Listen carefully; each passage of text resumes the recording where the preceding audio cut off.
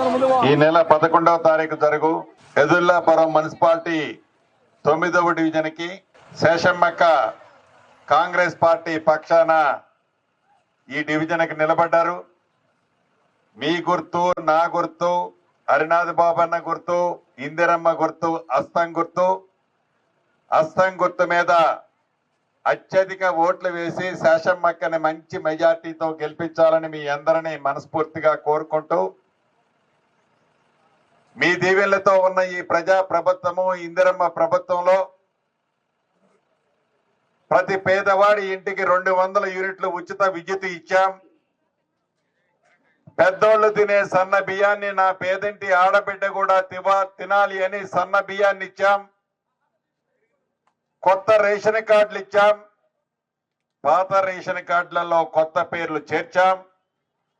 RTC బస్సులో ఉచిత bus సౌకర్యం కల్పించాం. ఇందిరమ్మ ఇళ్ళు మొదట విడత ఇచ్చాం.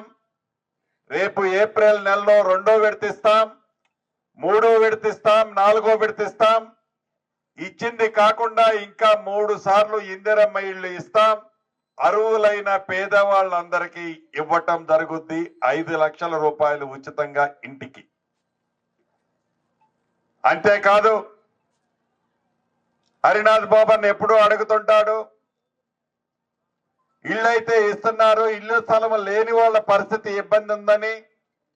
తప్పకుండా ఆ శాఖ మంత్రిగా, ఇళ్ల స్థలాలు ఇచ్చే శాఖ మంత్రిగా అర్హులైన పేదవాళ్ళు ఎవరైతే గతంలో తీసుకోలేదో ఈ ఎన్నికల కోడ్ అయిన తర్వాత అర్హులైన పేదవాళ్లకు కూడా ఇళ్ల స్థలం ఇచ్చి దాంట్లో ఇందిరమ్మ ఇల్లు ఇచ్చే బాధ్యత కూడా నాదే.